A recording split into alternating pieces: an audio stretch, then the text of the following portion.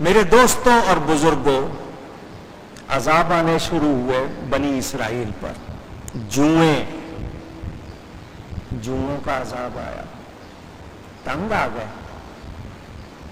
کھجا کر کھانے میں جوئیں، بستر میں جوئیں، بدن پہ جوئیں، کپڑوں میں جوئیں، کھیتوں میں جوئیں، تنگ آ گئے۔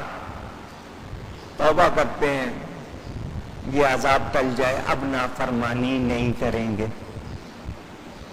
توبہ کی، اللہ نے عذاب ہٹا دیا، پھر وہی حرکتیں شروع ہو گئی۔ پھر مینڈک، اس کا عذاب آیا، ہر طرف مینڈک ہی مینڈک، نہ کوئی گھر، نہ کوئی بستر، نہ کوئی سامان، کوئی چیز، ہر طرف۔ پھر توبہ، وہ ہٹایا، پھر خون کا عذاب آیا، پھر توبہ، پھر طوفان، پھر توبہ، یعنی وہ بار بار وہی کچھ کرتے تھے، اپنی توبہ پر قائم نہیں رہتے تھے۔ پھر قحط پڑا، خشک سالی، بارشیں بند ہو گئیں، کوئی سبزہ ہی نہیں اگ رہا، کیا کھائیں گے، کیا کریں گے؟ آپ کے ہاں موجودہ وقت کی بات کروں، ٹڈی دل، سن رہے ہیں نا خبریں، دیکھی بھی ہوں گی، ٹڈیاں آ رہی ہیں اور فصلیں کھا رہی ہیں۔ کبھی سوچا کیوں آئی ہیں یہ؟ آپ کے لیے جو کچھ اناج اگنا ہے وہ کھا رہی ہیں، نتیجہ کیا ہوگا؟ فصلیں بیکار ہو جائیں گی، غلہ نہیں ہوگا، آپ پھر ایک دوسرے کو کاٹیں گے، چوریاں بڑھیں گی، جرم بڑھیں گے۔ بھوک انسان سے کیا کچھ کروا لیتی ہے؟ کبھی سوچا آپ نے کیوں آ رہی ہے؟ کورونا آیا، خوف آیا، کوئی 5 لاکھ کے قریب بندے دنیا سے چلے گئے، کم و بیش اس کورونا کے۔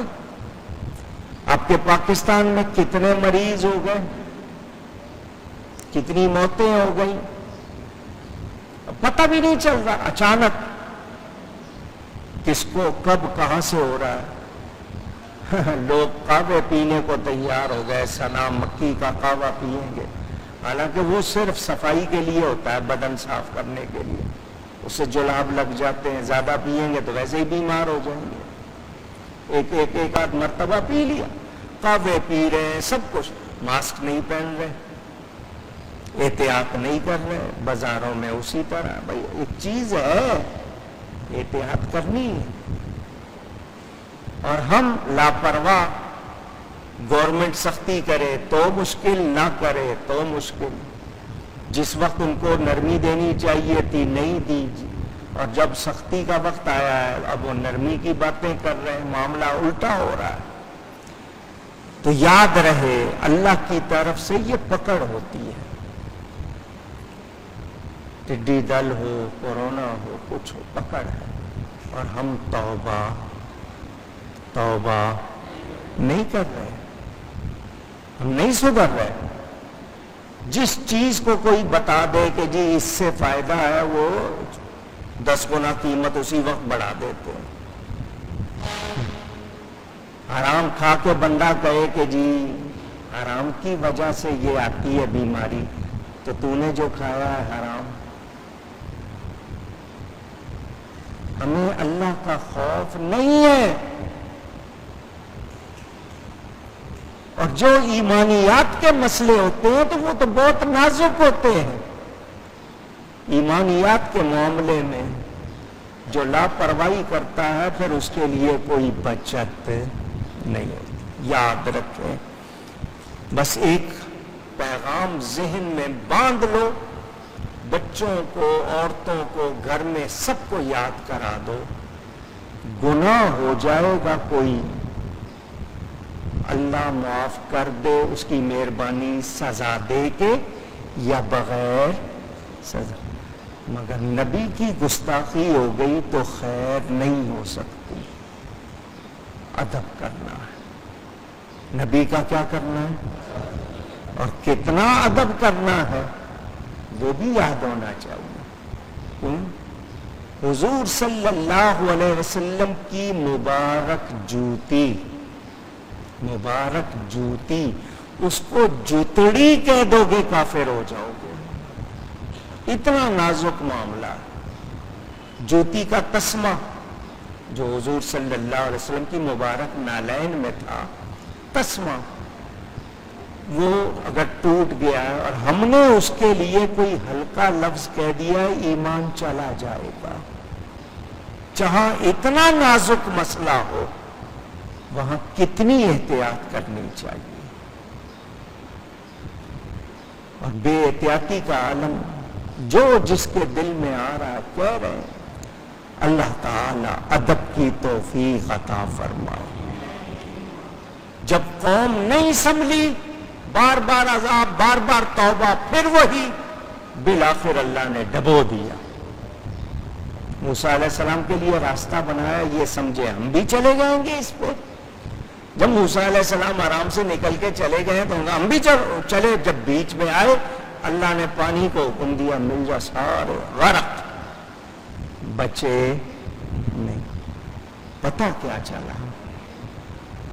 دنیا میں بھی آخرت میں بھی رسوائی ہوگی، انجام برا ہوگا۔ نبی کی بے ادبی کرنے والے کی کوئی بھلائی ہو سکتی نہیں۔ آپ نے یہ باتیں سن لی۔ حضرت موسیٰ علیہ السلام کا ذکر یہ مختصراً یہاں ذکر آئے ہیں، اس لیے آپ کو سنایا میں نے۔ پورا واقعہ اس تفصیل سے جیسے سنانا چاہیے وہ تو نہیں ہے، لیکن آپ کو میں نے بتایا۔ اب یہ بات بھی سن لیں کہ ہم ادب کیسے سیکھتے ہیں۔ ہمیں ادب سکھایا جاتا ہے اللہ والوں کی صحبت میں۔ مدرسوں میں لفظ پڑھائے جاتے ہیں، خانقاہوں پہ ان پر عمل سکھایا جاتا۔ ہماری خانقاہیں اب ویسی نہیں رہی الا ماشاء اللہ، لیکن پہلے کیا ہوتا تھا، لوگ جاتے تھے کہ دین سیکھنا ہے، کیسے کرنا ہے، پڑھ لیا ہے مدرسے میں، اب خانقاہ میں تربیت لینی ہے۔ خانقاہوں میں اب تربیت کا وہ ماحول اس طرح کا اتنا نہیں رہا، لیکن سیکھتے تھے۔ تو پیر صاحب ہوں، استاد صاحب ہوں، ماں باپ ہوں، بڑے ہوں، وہ سکھاتے تھے۔ اب وہ بڑوں نے نہیں سیکھا تو وہ آگے سے کیا سکھائیں گے؟ نتیجہ کیا ہے کہ نئی نسل میں وہ چیزیں ٹرانسفر نہیں ہو رہی، منتقل نہیں ہو رہی، ان کو نہیں پہنچ رہی۔ بچوں کو دیکھ لیں، ان کو دور دور تک نہیں پتا ہے ننگے سر نماز پڑھنا، جیسے مرضی کپڑوں میں نماز پڑھنا، قرآن شریف پڑھتے ہوئے بے احتیاطی کرنا۔ ہمارے گھروں میں یہ ساری چیزیں نظر آ رہی ہیں یا نہیں آ رہی ہیں؟ تبرکات، پہلے مدینہ منورہ کی وہ کھجور آتی تھی ڈبیا میں، لوگ اس ڈبیا کو سنبھال کے رکھتے تھے، اس کو مدینے کی ہوا لگی ہوئی ہے، اور اب آپ کے یہاں کچروں میں پھینک دیتے۔ گٹھلیاں لوگ سنبھال کے رکھتے تھے، شمارے بنا لیتے تھے پڑھنے کے لیے، اب پھینک دیتے ہیں۔ سب کے ہاں ادب نہیں ہو رہا، تو جہاں ادب نہیں ہوگا بتائیے پھر وہاں بیماریاں وبائیں آئیں گی یا نہیں آئیں گی؟ اونچی۔ اچھا، اب ایک بات اور بتا دوں، عام آدمی کی بے ادبی اور خاص آدمی کی بے ادبی۔ ایک عام آدمی ہے، نا سمجھ ہے، نا سمجھی میں بے ادبی کر رہا ہے، اور ایک جاننے والا سمجھدار ہے اور پھر بھی احتیاط نہیں کر رہا۔ بتائیے زیادہ بڑا مجرم کون ہے، جاننے والا یا نہ جاننے والا؟ تو جان بوجھ کر جو کر رہے ہیں، بھلے مفتی کہلائیں، عالم کہلائیں، مولوی کہلائیں، کیا کچھ کہلائیں، عہدیدار منصبدار کہلائیں، تو ان کو تو زیادہ احتیاط کرنی چاہیے۔ تو ناسمجھ ہے، ناسمجھی میں کیا ہے، جو سمجھدار ہے اس کو تو پتہ ہے انجام کا، پھر بھی کر رہا ہے تو اس کی سزا زیادہ سخت ہونی چاہیے۔ میرے دوستوں اور بزرگوں، اللہ تعالی کسی خاص بندے سے کوئی لغزش، خطا ظاہر کرنا چاہتا ہے تو اس کے سامنے اس خطا کی کوئی تعویل ظاہر ہوتی ہے ایسی کہ اسے وہ خطا محسوس نہیں ہوتی۔ میں جو کر رہا ہوں غلط نہیں کر رہا، وہ اپنی نظروں میں اس کو اچھا سمجھتا ہے، اچھا دیکھتا ہے۔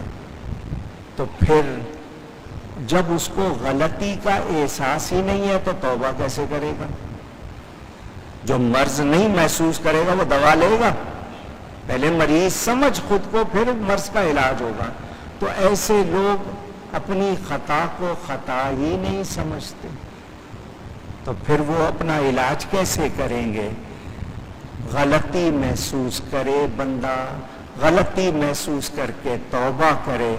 آدم علیہ السلام نے بغیر ارادے کے لغزش ہو گئی، اکڑے نہیں، یا اللہ کا ہم نے اپنی جانوں پہ ظلم کیا ہے، تو نے اگر معاف نہیں کیا تو ہم گھاٹا پانے والوں میں سے ہو جائیں گے۔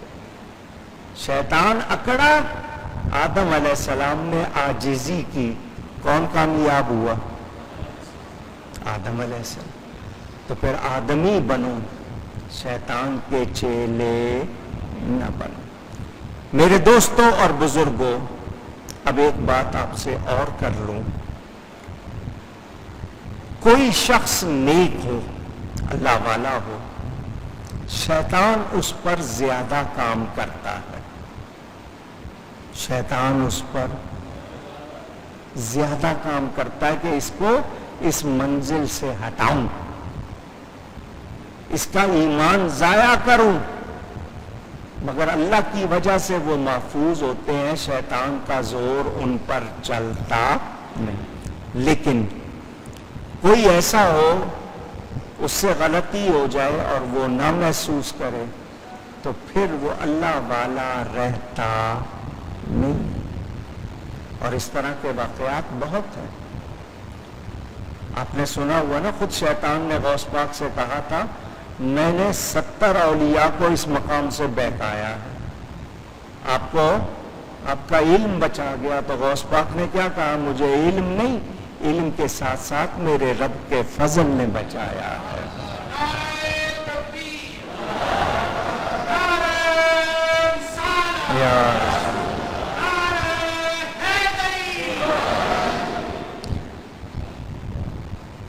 عاجزی کرنے والے کو درجے ملتے ہیں۔ سیدنا غوث پاک کے زمانے میں، ابتدائی زمانہ تھا، آپ بغداد شریف پہنچے پڑھنے کے لیے، ایک بزرگ کی شہرت ہوئی، اللہ والے ہیں، اچانک ظاہر ہوتے ہیں، اچانک غائب ہو جاتے ہیں، ولی اللہ ہیں۔ ابن سقا بڑا مشہور ہے، وہ بھی پڑھتا تھا وہاں۔ کہنے لگا اچھا چلو چلتے ہیں ان کو ملنے، میں جا کر ان سے ایک سوال کروں گا، جواب نہیں دے سکیں گے، وہ اپنے آپ کو عالم سمجھتا تھا، ایسا سوال کروں گا وہ جواب نہیں دے سکیں گے، پھر دیکھنا میں ان کی کیسے ہنسی اڑاؤں گا۔ اللہ والے بنے میں سوال کا جواب نہیں آتا۔ ایک اور ساتھی تیار ہوا، اس نے کہا میں بھی سوال کروں گا، دیکھوں گا کیا جواب دیتے ہیں، ٹٹولوں گا کہ ان کا جواب کیا۔ غوث پاک نے فرمایا ہم تو صرف ان کو سلام کریں گے، اللہ والے ہیں، ہم ان کو زیارت کریں گے، سلام کریں گے، نہ کوئی سوال نہ کوئی آزمائش، اللہ والے ہیں تو ان کی زیارت کریں گے، سلام کریں گے۔ تینوں گئے، ان کا جو ٹھکانہ تھا وہاں گئے، اچانک وہ ظاہر ہو گئے، غائب ہو جاتے تھے، اچانک وہ آ گئے، جب آئے تو بڑے جلال میں، غصے میں. وہ ابن سقا جو کہہ رہا تھا نا میں سوال کروں گا جواب نہیں دے سکیں گے، تو یہ کہہ کے آیا تو مجھ سے سوال کرے گا میں جواب نہیں دے سکوں گا؟ تو نے یہ کہا تھا نا یہ ہے تیرا سوال اور یہ ہے اس کا جواب، لیکن تو ایمان پر نہیں مرے گا. تو ایمان پر تو نے اللہ والے کو ناراض کیا. دوسرے سے کہا تو جاننا چاہتا ہے کہ جواب کیا دوں گا تاکہ تجھے اندازہ ہو کہ کتنے بڑے عالم ہیں یا نہیں ہیں، تو تیرا سوال یہ ہے اور اس کا جواب یہ. ان دونوں کو آپ نے یہ سختی سے کہا. نظر پڑی غوث پاک پر، فرمایا بیٹا میرے قریب آؤ. پیشانی چومی اور کہا اللہ تجھے ولیوں کا سردار بنائے گا. عاجزی کرنا. اکڑ والے کو کچھ ملتا نہیں، اور آج کل ختم ہے لوگ اسی پر. تو کبھی کبھی اولیاء کہلانے والے بھی، علماء کہلانے والے بھی لغزش ہو جاتی ہے، کیونکہ وہ معصوم اللہ والے محفوظ ہوتے ہیں. مگر کبھی اگر کسی سے ہو گئی تو پھر توبہ توفیق مل گئی تو ٹھیک، ورنہ پھر وہ اللہ والے رہتے نہیں. پھر اللہ کی بارگاہ سے وہ دور کر دیے جاتے ہیں. اسی لیے ہمارے ہاں یہ مشہور ہے کہ گناہ ہو جائے بخشش کی گنجائش ہے سزا یا بغیر سزا کے، بے ادبی ہو جائے تو پھر خیر نہیں. تو کس سے بچنا ہے؟ کس سے بچنا ہے؟ بے ادبی. اللہ کی نافرمانی نہیں کرنی، مگر اللہ کے کسی پیارے کی بے ادبی بالکل بھی نہیں. سکھانا ہے بچوں کو، عورتوں کو سکھاؤ. اور یہی چیزیں آج دور کر دی گئیں. نتیجہ کیا ہے آپ کے سامنے؟ فرعون اور اس کی قوم، انکار، سرکشی، حد سے بڑھنا، متجاوز ہونے والے، فاسق، نافرمان. اور اللہ تعالی فاسقوں کو ہدایت نہیں دیتا. حضرت موسیٰ علیہ السلام واضح اور روشن معجزے لے کر آئے تھے. خود اپنی زبان حال سے وہ باتیں کہہ رہی تھی کہ یہ جادو نہیں ہے. جادو تو پتہ چلتا ہے جادو کیا ہے. انہوں نے پھر بھی انکار کیا. ان کے دلوں کو یقین ہو گیا تھا کہ یہ جادو نہیں ہے، مگر جھٹلایا. تکبر کی وجہ سے نہیں مانے. بعض لوگوں میں اکڑ ہوتی ہے نا، سمجھ تو آ گئی یہ بات سچ کیا ہے لیکن اس کے باوجود مانتے نہیں.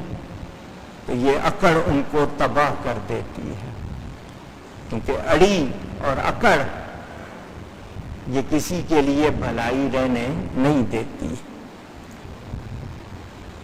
تکبر کیا، انکار کیا، تو اللہ فرماتا دیکھو مفسدین کا انجام. بالآخر عذاب آئے ان پر. یہ وقتی توبہ کرتے رہے، سچی توبہ نہیں کی، اور بالآخر ڈوب کر مرے ہیں دنیا میں، اور آخرت میں انہوں نے دوزخ میں جانا ہے. ان کے لیے کوئی وہاں پر کوئی خیر نہیں.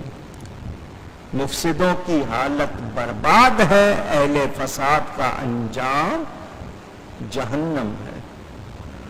تو جہنم سے بچنا چاہیے یا نہیں؟ یہ کفار مکہ کو بھی بتایا گیا کہ جس طرح وہ تھے تم بھی وہی کچھ کر رہے ہو. جو ذات فرعون کو اس کے لشکر سمیت تباہ کرنے پر قدرت رکھتی ہے وہی تمہیں بھی تباہ کر سکتی ہے. کیونکہ تم میں بھی وہی بیماریاں، وہی اکڑ، تم سچ قبول نہیں کر رہے ہو۔ تو یاد رکھو، سچ قبول نہ کرنے کی وجہ سے تم بھی کوئی بھلائی حاصل نہیں کر سکو گے۔ عاقل، عقل والا، اس پر کیا لازم ہے کہ وہ نصیحت حاصل کرے، نصیحت، خیر خواہی، کہ سمجھے کہ میری بھلائی کس میں ہے، وہ تمام اسباب، وہ باتیں چھوڑ دے جو ہلاکت میں ڈالنے والی ہیں، ظلم ہو، سرکشی ہو، تکبر ہو، حد سے بڑھنا ہو، شیطانی باتوں پہ چلتے رہنا۔ تو جو عاجزی نہیں کرتا، جو توبہ نہیں کرتا، خود کو نہیں سنوارتا، تو پھر وہ برباد ہو جاتا ہے۔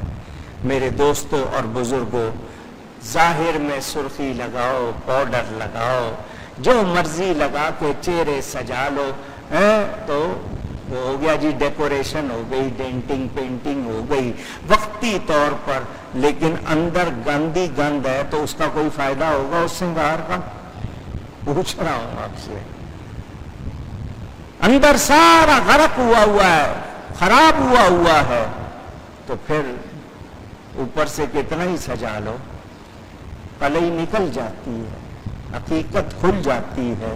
تو اگر عذاب سے محفوظ رکھنا ہے اپنے آپ کو، تو اللہ سے ڈرو اور عاجزی اختیار کرو۔